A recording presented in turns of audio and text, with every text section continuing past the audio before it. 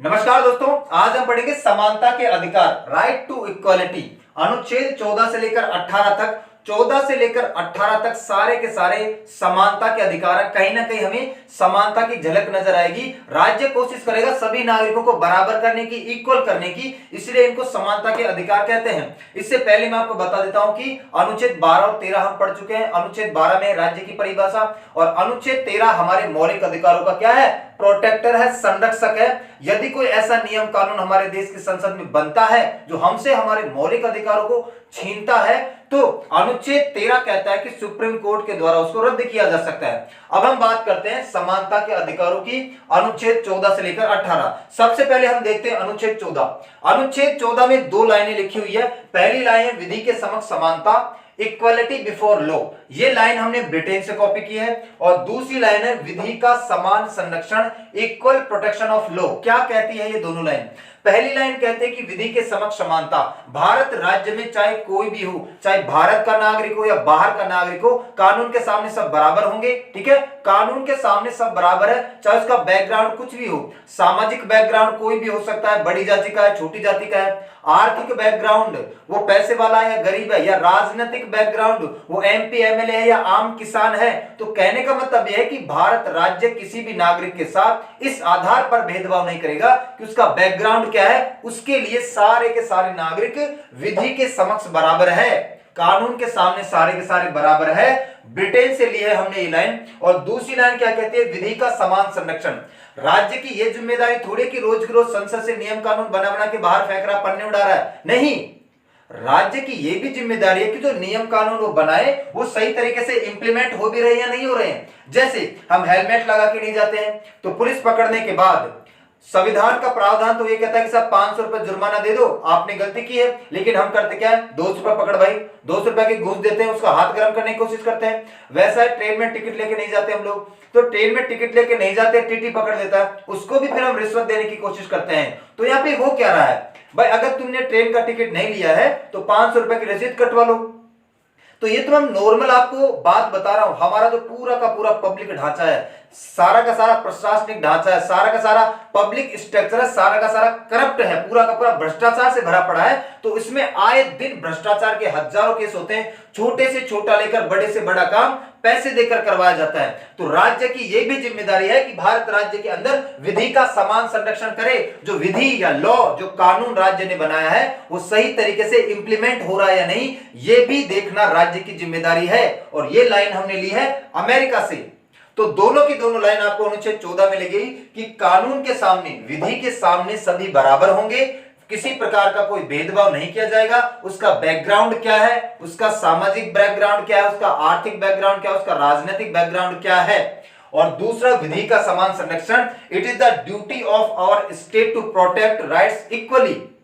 तो हमारे जो लॉज हैं, हमारे जो कानून है, उनको सही तरीके से इंप्लीमेंट करवाना भी राज्य की जिम्मेदारी है। और जितनी भी हमारी एजेंसी है, इनकम टैक्स एजेंसी है या सीबीआई है या आईबी है, इनका काम क्या है? इनका काम यही तो है, जो करप्ट आदमी है उनको पकड़ना, जो सही तरीके से काम नहीं कर रहा है, सही तरीके से नियम कानून का फॉलो नहीं कर रहा है, उनको पकड़ना। ठीक है, अब देखो यहां पर अपवाद है, ऐसा कोई आर्टिकल नहीं है जिसका कोई अपवाद नहीं है अनुच्छेद 17 को देखकर, वरना सारे के सारे अपवाद है। अनुच्छेद 17, ठीक है, अनुच्छेद 17 में आपको मिलेगा अस्पृश्यता का अंत, उसको छोड़कर लगभग सभी आर्टिकल्स के अपवाद मिलेंगे। इसका अपवाद क्या है? अनुच्छेद 361 है। तो पहली लाइन को पढ़ो, विधि के समक्ष समानता, कानून के सामने सब बराबर होंगे। कोई भी होगा अगर अपराध करेगा तो उसको पकड़ लिया जाएगा। ठीक है, उसको पकड़ लिया जाएगा, उस पर कानूनी कार्रवाई होगी। लेकिन इसका अपवाद है अनुच्छेद 361। अनुच्छेद 361 के अंतर बहुत सारे लोग प्रोटेक्टेड है, संरक्षित है। जैसे अनुच्छेद 361 कहता है कि भारत का राष्ट्रपति और जो राज्यों के राज्यपाल है, जब तक ये अपने पद पर है इनको गिरफ्तार नहीं किया जाएगा। और गिरफ्तार करना तो दूर की बात है, इनको अरेस्ट वारंट भी जारी नहीं किया जा सकता है। दूसरी बात, हमारे देश का राष्ट्रपति और राज्य का राज्यपाल, प्रेसिडेंट ऑफ इंडिया और गवर्नर ऑफ स्टेट्स अपनी शक्तियों को किस प्रकार एक्सरसाइज करेंगे, इस बात का प्रश्न कोर्ट में नहीं उठाया जाएगा, कोर्ट में या न्यायालय में कभी नहीं पूछा जाएगा कि आप अपनी शक्तियों का निर्वहन, आप अपनी शक्तियों को कैसे एक्सरसाइज करेंगे। तो दोनों बातें अनुच्छेद 61 में लिखी हुई है कि राष्ट्रपति और राज्यों के राज्यपालों से नहीं पूछा जाएगा कि आप अपनी शक्तियों का निर्वहन कैसे करेंगे, उनकी मर्जी है वो कैसे भी करें, इस बात का प्रश्न किसी न्यायालय में नहीं उठाया जाएगा। और दूसरा है कि राष्ट्रपति और राज्य के राज्यपाल जब तक अपने पद पर है इनको गिरफ्तार नहीं किया जाएगा। क्यों नहीं किया जाएगा इनको गिरफ्तार? ये राष्ट्रपति एक इंसान मात्र नहीं है, राष्ट्रपति के अंदर पूरे के पूरे भारत राज्य की इज्जत समाई हुई है और इस राज्यपाल के अंदर उस राज्य की इज्जत समाई हुई है।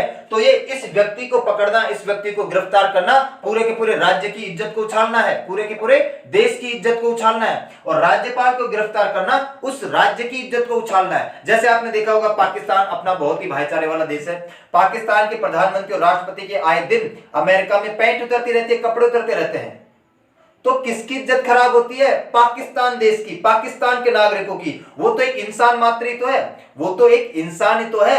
अगर उसके कपड़े उतरते हैं, इज्जत उतरती है, तो पाकिस्तान की इज्जत उतरती है। तो वैसा ही है, ये हमारे देश का सबसे बड़ा संवैधानिक पद है, सबसे बड़ी कॉन्स्टिट्यूशनल पोस्ट है, हमारा मुखिया है, हमारा मालिक है, और ये उस राज्य की सबसे बड़ी कॉन्स्टिट्यूशनल पोस्ट है, ये उस राज्य का सबसे बड़ा संवैधानिक पद है। तो उस राज्य की इज्जत इसमें है। तो अरे भाई, हम पुलिस की इज्जत करते क्यों है? हम पुलिस की इज्जत इसलिए नहीं करते कि उसमें किसी ने आदमी ने पहन रखा है, हम पुलिस की इज्जत करते हैं उस वर्दी की वजह से। वैसा ही कुछ यहां पर है, हम इस पद की इज्जत करते हैं, ना कि उस पद पर धारण करने वाले इंसान की। उसकी तो फिर अपने आप हो ही जाएगी। इसलिए इन दोनों को गिरफ्तार नहीं किया जा सकता है, और गिरफ्तार करना तो दूर की बात है, अरेस्ट वारंट भी जारी नहीं किया जा सकता है। एमपी और एमएलए, एमपी और एमएलए किसको वोट डालेंगे, किसको वोट नहीं डालेंगे, ये उनकी खुद की मर्जी है। इस बात को लेकर उनके ऊपर कोई केस नहीं करेगा। एमपी सांसद और एमएलए, एमपी अनुच्छेद 105 के माध्यम से और एमएलए अनुच्छेद 194 के माध्यम से इस बात से संरक्षित है, इस बात के लिए प्रोटेक्टेड है, वो किसी को भी वोट डाल सकते हैं। इस बात को लेकर उनको न्यायालय में कोई प्रश्न नहीं करेगा, उनको न्यायालय में कोई घसीट नहीं सकता कि भाई आपने इसको वोट क्यों डाला है। हाँ, एंटी डिफेक्शन लॉ या दल बदल विरोधी कानून की वजह से सदस्यता जरूर जा सकती है, लेकिन कोर्ट में नहीं घसीटा जाएगा। और विदेशी राज्यों के जो राजदूत या राजनयिक होते हैं, आपको पता है एम्बेसडर और हाई कमिश्नर हर एक देश के हमारे देश में आते हैं, तो इनको भी गिरफ्तार नहीं किया जाएगा। क्यों नहीं गिरफ्तार किया जाएगा? क्योंकि शुरू से प्रावधान है कि दूत का काम होता है इंफॉर्मेशन पहुंचाना, दूत का काम होता है इंफॉर्मेशन पहुंचाना, तो इंफॉर्मेशन पहुंचाने तो आते हैं, तो इनको भी गिरफ्तार नहीं किया जाएगा। ये भी प्रोटेक्टेड है अनुच्छेद 361 के अंतर्गत। तो ये अपवाद है अनुच्छेद 14 का। इसके बाद आपके सामने है अनुच्छेद 15।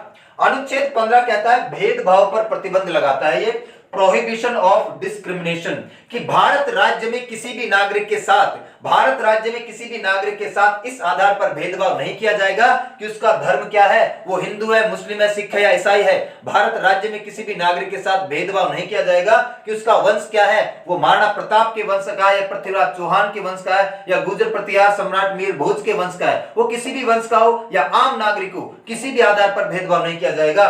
उसकी जाति क्या है, वो ब्राह्मण है, क्षत्रिय, वैश्य है, शूद्र है, इस आधार पर भी भेदभाव नहीं किया जाएगा। उसका लिंग क्या है, वो लड़का है, लड़की है या ट्रांसजेंडर है, इस आधार पर भी भेदभाव नहीं किया जाएगा। और जन्म स्थान, उसका जन्म कहां हुआ है, अरे उसका जन्म राजस्थान में हुआ हो, पंजाब में हुआ हो, पश्चिम बंगाल में हुआ हो, इस आधार पर भी भेदभाव नहीं किया जाएगा। तो अनुच्छेद 15 कहता है कि भारत राज्य में किसी भी नागरिक के साथ इस आधार पर भेदभाव नहीं किया जाएगा कि वो किस धर्म का है, किस वंश का है, किस जाति का है, क्या लिंग है उसका और कहां पर वो जन्मा है, उसका रिलीजन क्या है, रेस क्या है, कास्ट क्या है, सेक्स क्या है और प्लेस ऑफ बर्थ क्या है। और दूसरी चीज, अब देखो ऐसा क्या आर्टिकल, वो आर्टिकल ही जाए जिसका अपवाद ना हो, इसका भी अपवाद है। क्या अपवाद है? हमने कहा कि इस आधार पर भेदभाव नहीं किया जाएगा, लेकिन महिला, बच्चे या सामाजिक और आर्थिक रूप से अगर पिछड़ा वर्ग है तो उसको आगे लाने के लिए, अगर महिला, बच्चे या सामाजिक और आर्थिक रूप से पिछड़ा वर्ग है तो उसको आगे लाने के लिए, उसके अपलिफ्टमेंट के लिए, उसके बेटरमेंट के लिए सरकार विशेष प्रावधान बना सकती है। यह भी कहा गया है अनुच्छेद 15 में। और बहुत ही सिंपल सी बात एक और, आपके एसएससी सीजीएल 2023 के मेंस में भी एक क्वेश्चन आया है कि पब्लिक प्लेस पर जाने के लिए कौन सा अनुच्छेद है। पब्लिक प्लेस पर सार्वजनिक स्थानों पर जाने से नहीं रोका जाएगा। ये किस अनुच्छेद में कहा गया है? ये अनुच्छेद 15 में ही कहा गया है। अनुच्छेद 15(2) में ये कहा गया है कि इस आधार पर कि उसका धर्म क्या है, उसका वंश क्या है, उसकी जाति क्या है, उसका लिंग क्या है, उसका जन्म स्थान क्या है, उसको सार्वजनिक क्षेत्रों पर जाने से नहीं रोका जाएगा। स्पाज में, ढाबे पे, चाय की थड़ी पे, यहां पर जाने से नहीं रोका जाएगा। टैंक, जो पानी भरने के टैंक होते हैं, कुएं, हमारे जो कुएं होते हैं पानी भरने के, और घाट, कपड़े धोने के जो घाट होते हैं। तो अनुच्छेद 15 ये भी कहता है कि इस आधार पर कि उसका धर्म, वंश, जाति, लिंग या जन्म स्थान क्या है, उसको सार्वजनिक क्षेत्रों पर, टैंकों पर, कुओं पर, घाटों पर आदि पर जाने से नहीं रोका जाएगा। अगर रोका जाता है तो ये डिस्क्रिमिनेशन है, ये भेदभाव है, और भारत राज्य में भेदभाव पूर्णतः वर्जित है। ये आपको बताता है अनुच्छेद 15। उसके बाद है अनुच्छेद 16, और अनुच्छेद 16 में है सरकारी नौकरी। अनुच्छेद 16 में आपको दिखाई देगी सरकारी नौकरी। तो ध्यान से देखो, अनुच्छेद 16 में सार्वजनिक क्षेत्रों में रोजगार नियोजन के अवसर, समान अवसर, मतलब equal opportunity in the matters of public employment. जब भी भारत सरकार अपने नागरिकों को रोजगार देगी, जब भी भारत सरकार अपने नागरिकों को सरकारी नौकरी देगी, तो वो समान अवसर प्रदान करेगी। तो पहली लाइन यहां पर 15 की रिपीटेड है। 15 में कहा गया था कि भारत राज्य में किसी भी नागरिक के साथ धर्म, वंश, लिंग, जाति या जन्म स्थान के आधार पर भेदभाव नहीं किया जाएगा। यहां पर भी ये लाइन रिपीटेड है, लेकिन आप सभी को पता है कि भेदभाव तो करना पड़ेगा, क्योंकि हमारे देश में शुरू से वर्ण व्यवस्था है। हमारे देश में शुरू से ब्राह्मण, क्षत्रिय, वैश्य, शूद्र की व्यवस्था है। कुछ जातियां पढ़ने लिखने में बहुत आगे हैं और कुछ जातियां बहुत पीछे हैं। तो आरक्षण नहीं देंगे तो सिंपल सी बात है, जो पढ़ने लिखने में आगे है वही सारी पोस्ट ले जाएगी। 100 पोस्ट निकली है, 100 पोस्ट जनरल वाले सारे ले जाएंगे, एसटी, एससी, ओबीसी को मिलेगा क्या? ठीक है। तो कहने का मतलब यह है कि यहाँ पे भेदभाव तो करना पड़ेगा। तो पहली चीज समझो, कहा गया तो यह है कि किसी भी आधार पर भेदभाव नहीं किया जाएगा, लेकिन जन्म स्थान के आधार पर भेदभाव किया जाएगा। यह मैं राज्यों की बात कर रहा हूं। जन्म स्थान का मतलब, जैसे राजस्थान पुलिस की भर्ती निकली है, तो राजस्थान की पुलिस की भर्ती में राजस्थान के नागरिक भरेंगे, महाराष्ट्र या पंजाब के थोड़ी भर देंगे। पश्चिम बंगाल में टीचर की भर्ती निकली है, तो पश्चिम बंगाल के नागरिक भरेंगे, वहां पे लिखा हुआ मिलेगा कि पश्चिम बंगाल के नागरिक ही भर पाएंगे। तो ये क्या है? जन्म स्थान को अनिवार्य शर्त बनाया जा रहा है कि नहीं? तो जन्म स्थान को अनिवार्य शर्त के रूप में लागू किया जा सकता है स्टेट्स के द्वारा, जो हमारे राज्य है। अगर तमिलनाडु के अंदर टीचर की भर्ती निकली है, तो तमिलनाडु के नागरिक भरेंगे। अगर तमिलनाडु के अंदर पुलिस की भर्ती निकली है, तो तमिलनाडु के नागरिक भरेंगे। हाँ, वो अलग बात है कि हम अपने पड़ोसी राज्य को अलाउ कर देते हैं और वो जनरल में आ जाते हैं, लेकिन राज्य जन्म स्थान को अनिवार्य शर्त के रूप में लागू किया जा सकता है। हम सब जानते हैं ऐसा नहीं किया जाएगा। तो राजस्थान की पुलिस की भर्ती निकली और पूरे के पूरे भारत देश के आगे भर लिए और ले गए, तो मिलेगा क्या राजस्थान के लोगों को?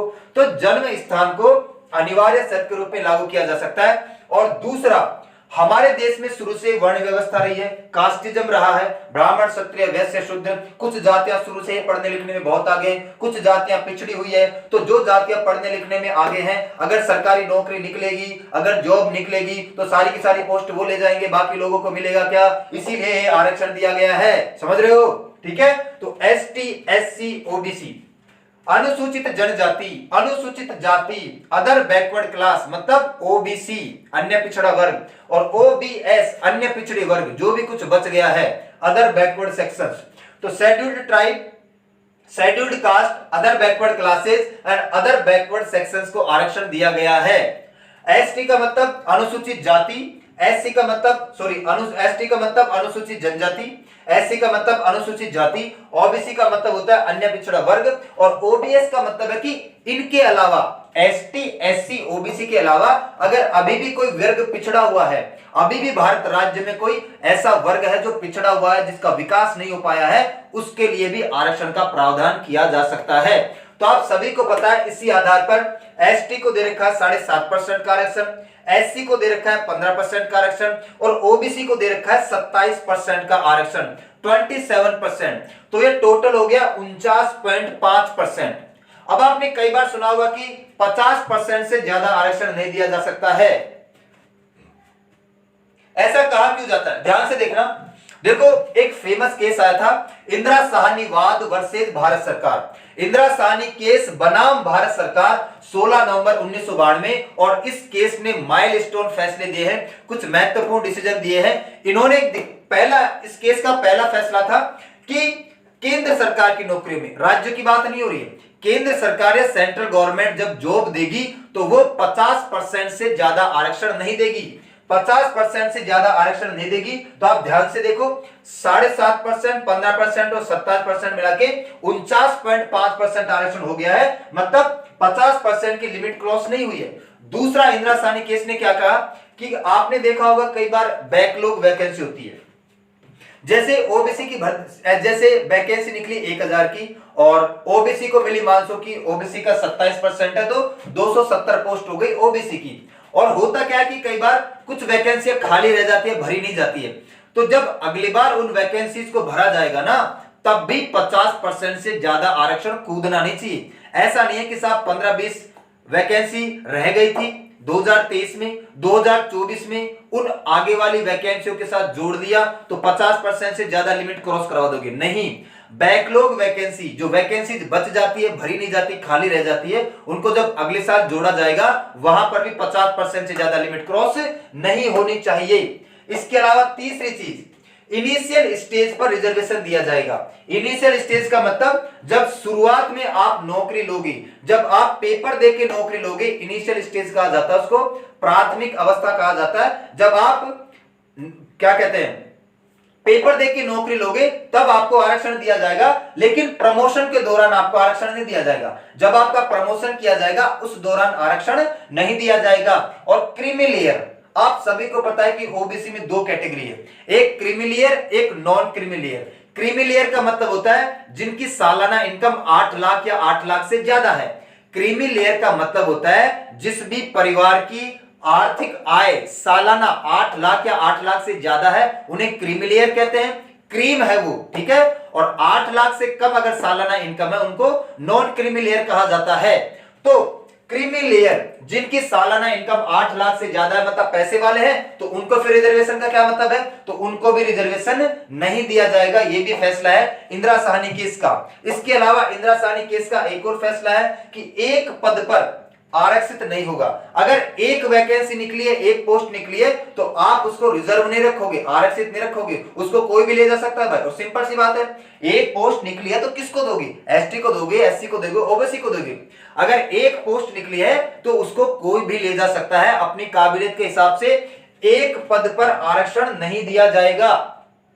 अभी मैंने आपको बताया कि इनिशियल स्टेज पर रिजर्वेशन दिया जाता है, जब आप पेपर देके नौकरी लेते हैं तो वहां पर आपको रिजर्वेशन दिया जाता है, लेकिन प्रमोशनल रिजर्वेशन, प्रमोशन के दौरान रिजर्वेशन नहीं दिया जाएगा। यह बात हो रही है ओबीसी की।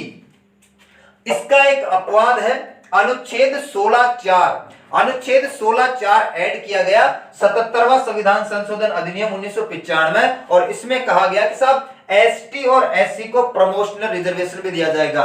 ओबीसी को प्रमोशनल रिजर्वेशन नहीं दिया जाता है, ओबीसी कैटेगरी को प्रमोशन के दौरान रिजर्वेशन नहीं दिया जाता है, लेकिन अनुच्छेद 16(4) ऐड किया गया 77वां संविधान संशोधन अधिनियम 1995, और इसमें कहा गया कि एसटी एससी को प्रमोशन के दौरान भी क्या देंगे, रिजर्वेशन देंगे। तो एसटी एससी वालों को प्रमोशन के दौरान भी रिजर्वेशन मिलता है।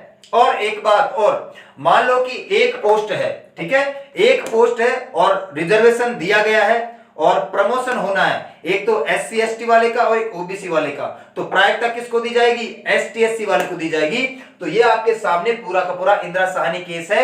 इंदिरा साहनी केस 1992 में आया था और इसने कहा था कि केंद्र सरकार की नौकरियों में 50% से ज्यादा लिमिट क्रॉस नहीं होनी चाहिए आरक्षण की।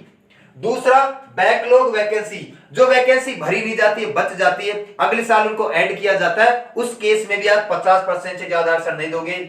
जब आप पेपर देकर एग्जाम पास करोगे तो इनिशियल स्टेज में, प्रारंभिक अवस्था में आपको आरक्षण दिया जाएगा।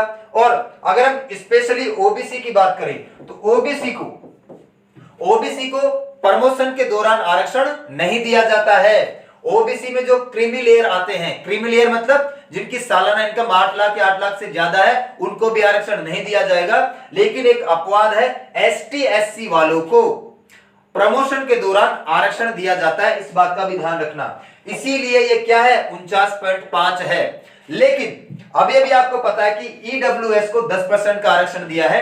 103वां संविधान संशोधन 103वां संविधान संशोधन 2019 103वां संविधान संशोधन अधिनियम 2019 के आधार पर किसको आरक्षण दिया गया है? ईडब्ल्यूएस को 10%। कौन है लोग? अरे कौन है लोग, कहां से आते हैं, समझोगा इस चीज को। तो आपको लग रहा होगा कि 49.5 तो ये रहा, 10% ये रहा, 60% के लगभग हो गया। नहीं, ये तो एसटी एससी और ओबीसी का फिक्स है। आपको देखा होगा कि अगर मैं आपके सामने जनरल नाम लेता हूं तो आपके माइंड में क्या इमेज बनती है?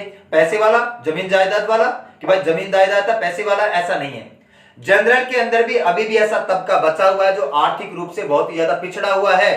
तो सरकार ने यह कहा कि जनरल के अंदर भी ऐसा पिछड़ा हुआ वर्ग अभी भी है जो आर्थिक रूप से पिछड़ा हुआ है, और इसकी लिमिट भी तय कर रखी है कि जिस भी परिवार की, जनरल के अंदर जिस भी परिवार की सालाना इनकम 7 लाख से कम है वो आर्थिक रूप से पिछड़ा हुआ है। तो जनरल के अंदर से ही निकाला गया है और जनरल के अंदर ही दे दिया गया है। इनमें इन तीनों जातियों का कोई लेना देना नहीं है। इस 10% के आरक्षण में इन 3 जातियों का कोई लेना देना नहीं है। जनरल के अंदर जो गरीब तबका है, जो आर्थिक रूप से पिछड़ा वर्ग है, इसको ये 10% आरक्षण दिया गया है। क्योंकि जनरल में ऐसा थोड़ी है कि सभी जातियां पढ़ने लिखने में आगे हैं या सभी आर्थिक रूप से आगे हैं, ऐसा तो नहीं है ना। बहुत सारे लोग जनरल में भी गरीब है, तो उन लोगों के लिए 10% आरक्षण है। तो ये जनरल वालों को दिया गया है, यहां पर इन जातियों का कोई लेना देना नहीं है। तो जनरल में से ही निकाला और जनरल में ही गरीब तबके को दे दिया गया है, इसलिए ये लिमिट बरकरार है, ये क्रॉस नहीं हुई है। और एक बात ध्यान रखना, ये जो ईडब्ल्यूएस का आरक्षण है ये आर्थिक रूप से पिछड़े वर्ग को दिया गया है। आर्थिक रूप से पिछड़े वर्ग का मतलब है जिसकी सालाना इनकम 7 लाख से कम है जनरल में, वो इसका फायदा उठा सकता है। और ये केवल और केवल जनरल कैटेगरी के है, इस बात का भी आपको ध्यान रखना है। एक और चीज समझो, ओबीसी आरक्षण।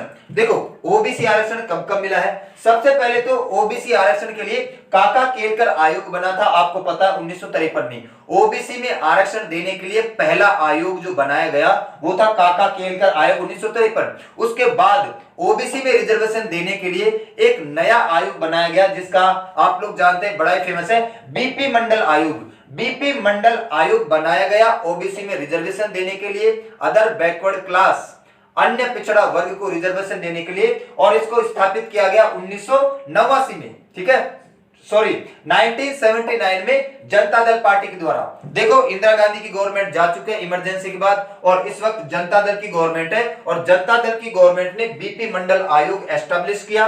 बीपी मंडल साहब इसके अध्यक्ष थे, चेयरमैन थे।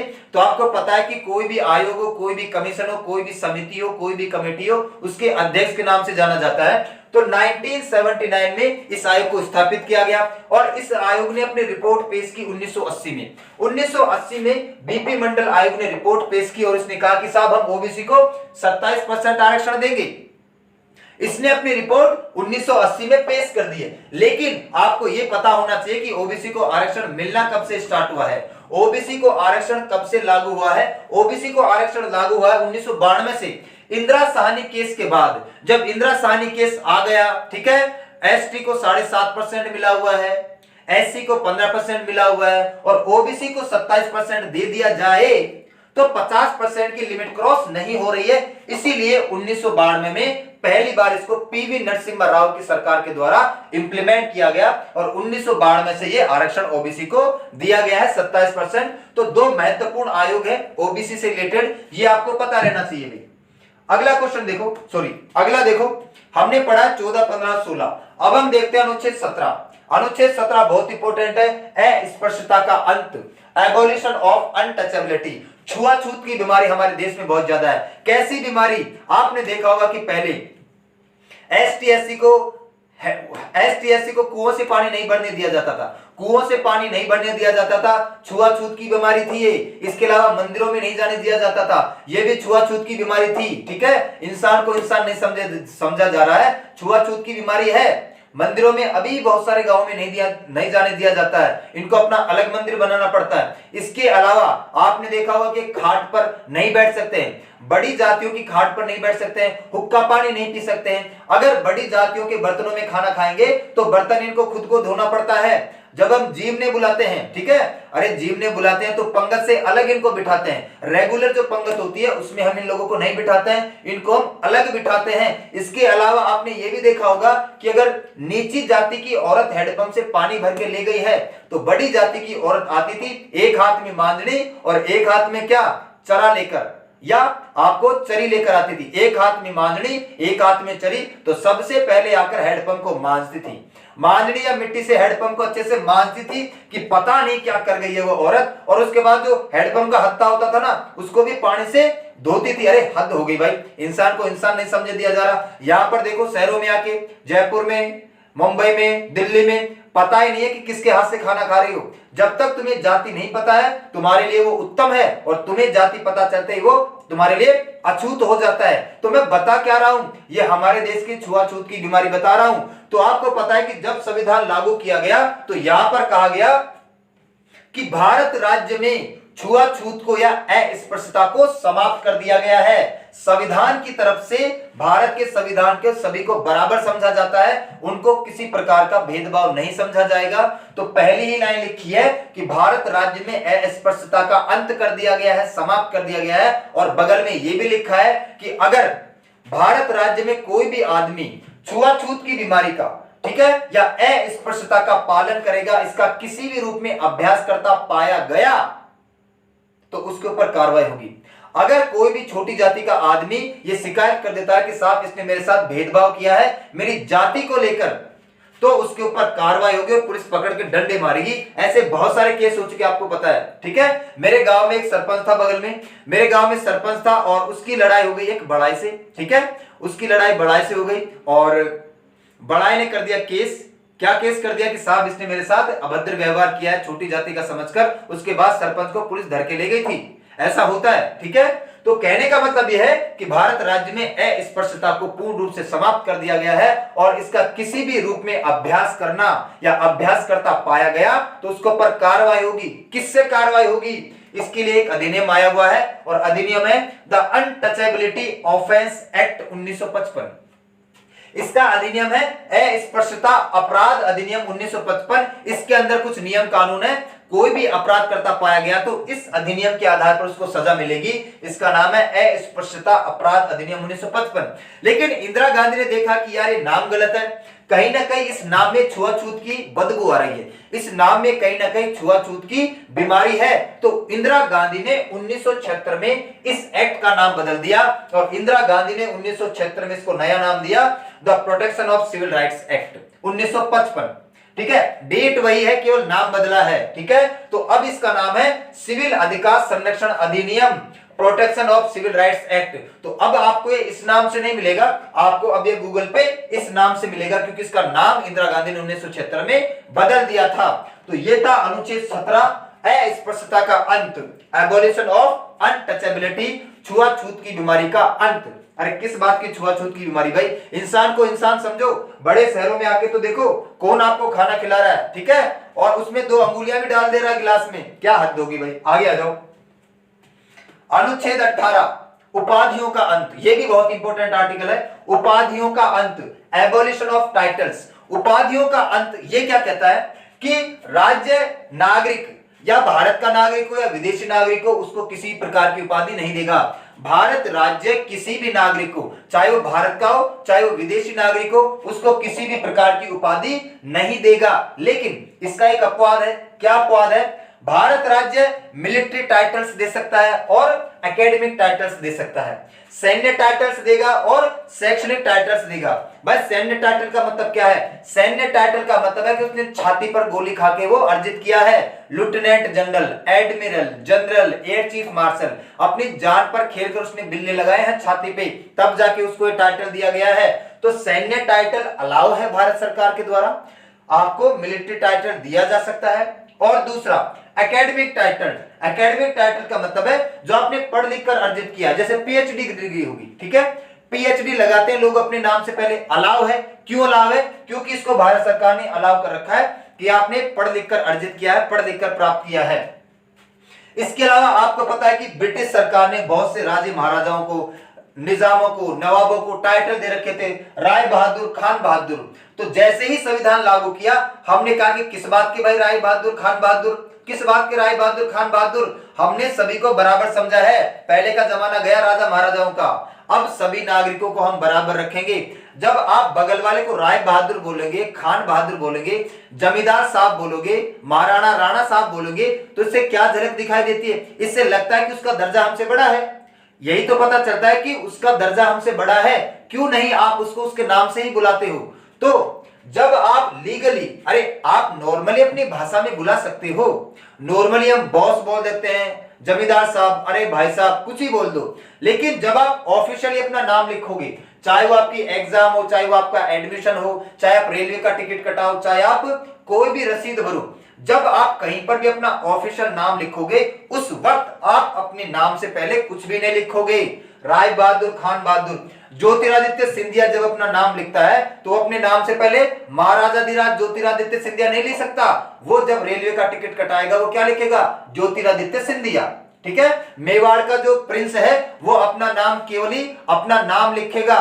जब वो रेलवे का टिकट कटाएगा वो अपने नाम से पहले महाराणा फलाना नहीं लिखेगा। ठीक है। अगर किसी को भारत रत्न मिला हुआ है, जैसे सचिन तेंदुलकर है, सचिन तेंदुलकर रेलवे का टिकट कटाएगा तो वो सचिन तेंदुलकर लिखेगा, वहां पर भारत रत्न सचिन तेंदुलकर नहीं लिखेगा। तो कहने का मतलब यह कि जब आप अपना ऑफिशियल नाम लिखोगे, कहीं पे औपचारिक रूप से आप अपने दस्तावेज में नाम लिखोगे, उस वक्त आप अपने टाइटल का यूज नहीं करोगे। तो ब्रिटिश सरकार के दौरान राय बहादुर, खान बहादुर जो टाइटल दिए गए थे उनका भी अंत कर दिया गया है। इसके अलावा विदेशी राज्य अगर हमारे नागरिक हो, जैसे मैं हूं, मुझे कोई विदेशी राज्य को टाइटल देना चाहता है तो भारत सरकार इसको अलाउ नहीं करेगी। भारत सरकार कहती है कि ना ही हम किसी को टाइटल देंगे, ना ही किसी को टाइटल देने देंगे हमारे नागरिक को। तो यहां पर यह भी लिखा है कि भारत राज्य अपने नागरिकों को या विदेशी नागरिकों को उपाधि या टाइटल नहीं देगा, और अगर कोई विदेशी राज्य हमारे नागरिकों को उपाधि या टाइटल देना चाहता है तो वो भी हम अलाउ नहीं करेंगे। लेकिन विदेशी व्यक्ति जो भारत में काम कर रहा हो, विदेशी व्यक्ति है, कोई फॉरेनर है जो भारत राज्य में काम कर रहा हो, चाहे सरकारी नौकरी हो चाहे प्राइवेट हो, और अगर उसको कोई विदेशी राज्य को टाइटल देना चाहता है, जैसे मान लो कि अमेरिका का कोई नागरिक यहां पे काम करता है और उसको कोई बाहर का देश, ब्रिटेन, अमेरिका, यूएई कोई टाइटल देना चाहता है, तो टाइटल दे तो सकता है उसको, लेकिन राष्ट्रपति की अनुमति के बगैर वो टाइटल नहीं दिया जाएगा। अगर उसको टाइटल लेना है किसी विदेशी राज्य से तो राष्ट्रपति की अनुमति लेनी पड़ेगी। इस बात का भी आपको पता रहना चाहिए कि विदेशी व्यक्ति अगर भारत में काम कर रहा है और उसको कोई विदेशी राज्य, हम तो देंगे ही नहीं, सिंपल सी बात है। ठीक है, हम तो नहीं देंगे। पहली लाइन में लिखा हुआ है कि चाहे भारत का नागरिक हो चाहे विदेश का नागरिक हो, हम तो किसी को टाइटल नहीं देंगे। फिर यहां पर लिखा हुआ है कि विदेशी राज्य को टाइटल देना चाहता है वो भी नहीं देने देंगे। लेकिन अगर कोई भारत में काम कर रहा है, चाहे वो सरकारी काम कर रहा हो, प्राइवेट काम कर रहा हो, उसको अगर कोई विदेशी राज्य उपाधि देना चाहता है तो राष्ट्रपति की अनुमति के बगैर उसको उपाधि नहीं दी जाएगी। इसके अलावा एक चीज और जानो, और वो चीज है, आपने नाम सुना होगा भारत रत्न, भारत रत्न, पद्म भूषण, पद्म विभूषण, पद्म श्री, इसके अलावा परमवीर चक्र, शौर्य चक्र, कीर्ति चक्र, इन सबको आप उपाधि नहीं मानोगे। भारत सरकार ने पहले ही कह दिया है कि भारत सरकार के द्वारा दिए गए भारत रत्न, पद्म भूषण, पद्म विभूषण, पद्म श्री, परमवीर चक्र, कीर्ति चक्र, शौर्य चक्र, अशोक चक्र, इनको उपाधि नहीं माना जाएगा। तो यहां पर हमने अभी पढ़ा अनुच्छेद 14 से लेकर 18 तक। तो अनुच्छेद 14 से लेकर 18 तक कहीं ना कहीं पर राज्य या हमारा संविधान सभी नागरिकों को बराबर करने की कोशिश कर रहा है, इक्वल करने की कोशिश कर रहा है। इसीलिए इन सबको क्या कहा जाता है? समानता के अधिकार, राइट टू इक्वलिटी। 14 से लेकर 18 तक आज हमने पढ़े हैं। 14 के अंदर विधि के सामने सब बराबर होंगे और विधि का समान संरक्षण किया जाएगा। 15 के अंदर धर्म, लिंग, जाति, धर्म, भाषा या जन्म स्थान के आधार पर किसी के साथ कोई भेदभाव नहीं किया जाएगा। 16 में सरकारी नौकरी के दौरान किसी के साथ भेदभाव नहीं किया जाएगा, लेकिन करना तो पड़ेगा। 17 में हमने पढ़ा है अस्पृश्यता का अंत। हमारे देश में छुआछूत की बीमारी बहुत है, तो अस्पृश्यता को पूर्ण रूप से समाप्त कर दिया गया है। और 18 में अभी हमने पढ़ा उपाधियों का अंत। भारत सरकार किसी भी प्रकार की उपाधि अलाउ नहीं करती है, केवल 2 को छोड़कर, एक तो सैन्य उपाधि और एक शैक्षणिक उपाधि। तो आज के लिए इतना ही करते हैं, मिलते हैं नेक्स्ट क्लास में, तब तक के लिए सभी को धन्यवाद।